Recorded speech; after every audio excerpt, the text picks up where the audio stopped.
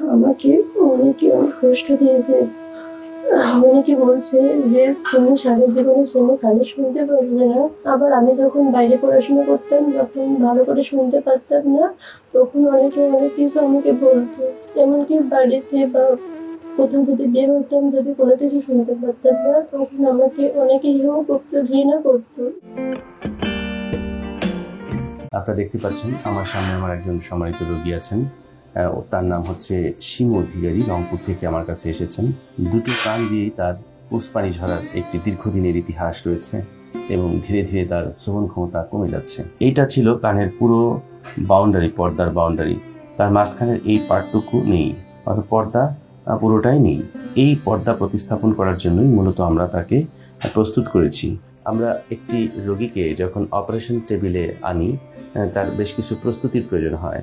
তাকে একটি surgical gown পরানো হয়েছে, তার মাথায় একটি ক্যাপ দেওয়া হয়েছে এবং তার অপারেশনের জায়গা আপনারা খেয়াল করুন, যেহেতু আমি ডান কানের পর্দা প্রতিস্থাপন করব, যে কারণে তার ডান কানের ঠিক এই যে আমরা এক থেকে 1.5 আঙ্গুল ছেড়ে দিয়ে এই জায়গাটাকে শেপ করেছি। যে কোনো অপারেশনে ইনফেকশনটাকে প্রিভেন্ট করা কিন্তু অত্যন্ত জরুরি। কারণ আমি অপারেশন করলাম, কিন্তু অপারেশনের সময় বা অপারেশনের পরে একটি সোর্স অফ ইনফেকশন যদি বা একটা সোর্স অফ ইনফেকশন যদি সেখানে বাসা বাঁধে, তাহলে কিন্তু আমার ওই অপারেশনটি সফল হবে না, অর্থাৎ কিছু কমপ্লিকেশন তৈরি হয়ে যেতে পারে। এই জন্য অপারেশন থিয়েটারে যখন আমরা পেশেন্টটাকে আনি, পুরোপুরি আমরা অ্যান্টিসেপটিক যে পদ্ধতিগুলো অবলম্বন করে থাকি, যাতে করে কোনো ইনফেকশন না হয়। আর স্পেশাল অ্যাটেনশন থাকে আমাদের অপারেশনের জায়গাটি, যেই জায়গাটিতে আমরা অপারেশন করব। ঠিক আছে শিমু? তো এই অপারেশন নিয়ে কি কোনো ভয়ভীতি আছে আপনার মধ্যে? ভয়ভীতি কিছু নেই, শুধু আমি আপনাকে একটা কথা বলতে চাই। স্যার, আমি কি সুস্থ হব? আমি কি আবার নতুন করে সুস্থ হতে পারবো? আমি আমার এই যে রোগটা, এটার জন্য আমি অনেকটা কষ্ট সহ্য করেছি। আমাকে অনেকে অনেক কষ্ট দিয়েছে। অনেকে বলছে যে তুমি সারা জীবনের জন্য কানে শুনতে পারবে না, তোমার এই রোগ কোনোদিন সেরে উঠবে না, তুমি কোনোদিন সুস্থ হতে পারবে না, স্বাভাবিক জীবন ফিরে পাবে না।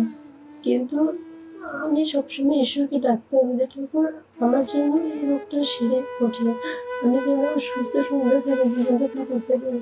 আমি আমার লাইফে যখন পড়াশোনা করতাম, পড়াশোনা থেকে শুরু করে আদার সাইড, আমি সবসময় যখন চলার পথে আমি বের হয়েছি, তখন প্রতিটা মুহূর্তে মানে আমি কানের যন্ত্রণায় খুবই ভুগতাম। তখন আবার আমি যখন বাইরে পড়াশোনা করতাম, যখন ভালো করে শুনতে পারতাম না, তখন অনেকে অনেক কিছু আমাকে বলতো। এমনকি বাড়িতে বা কোথাও যদি বের হতাম, যদি কোনো কিছু শুনতে পারতাম না, তখন আমাকে অনেকে হেয় করতো, ঘৃণা করতো। এমনকি আমি যে এখানে আসছি, তার ইদানিং প্রায় 7-8 দিন আগেও আমাকে অনেকে অনেক কিছু খারাপ কিছু বলেছে, যেটা আমার খুবই কষ্ট লেগেছে। আমাকে বলতেছে তুমি কি কানে শুনতে পাও না? আমাকে খুবই খারাপ লাগতো, আমি কিছু উত্তর দিতে পারতাম না। আমি বলতাম না যে আমি কানে শুনতে পাই কি পাই না, আমি এটা বলতাম না। কিন্তু তারা আমাকে খুবই গালিগালাজ করতো, বলতেছে এটা কিরকম মেয়ে, মানে কথাবার্তা ঠিকমতো শুনতে পারে না।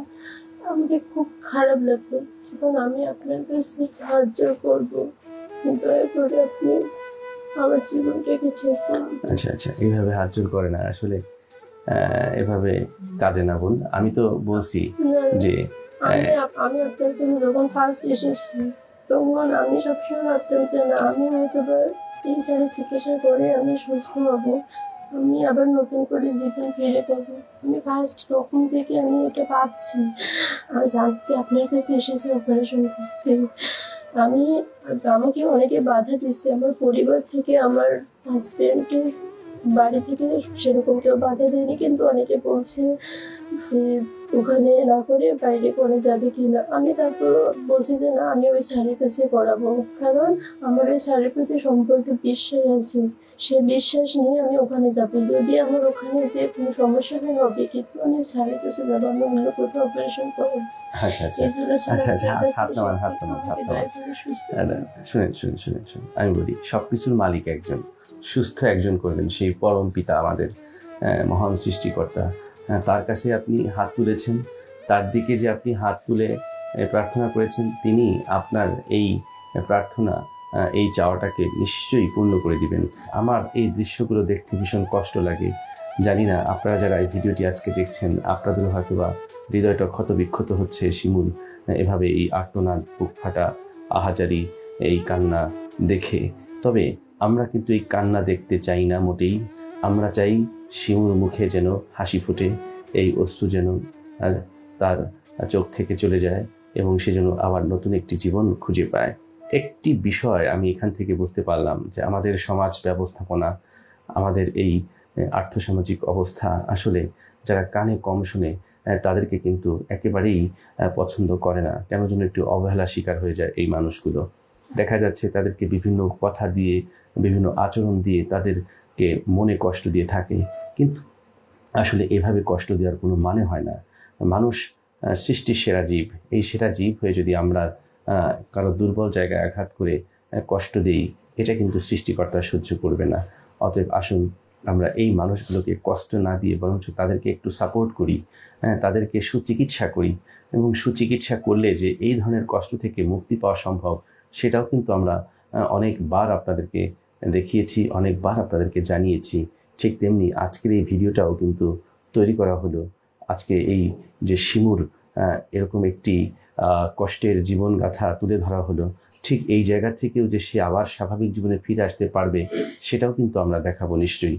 এবং সেই শুভ দিনের অপেক্ষায় রইলাম, যেদিন তুমি হাসি মুখে আসবে আমাদের এই চেম্বারে। ঠিক আছে? So hope for the best my dear viewers. আমরা এখন এই মুহূর্তে অপারেশনটি শুরু করব। আপনারা প্রাণ ভরে আমার এই বোনটির জন্য দোয়া করবেন।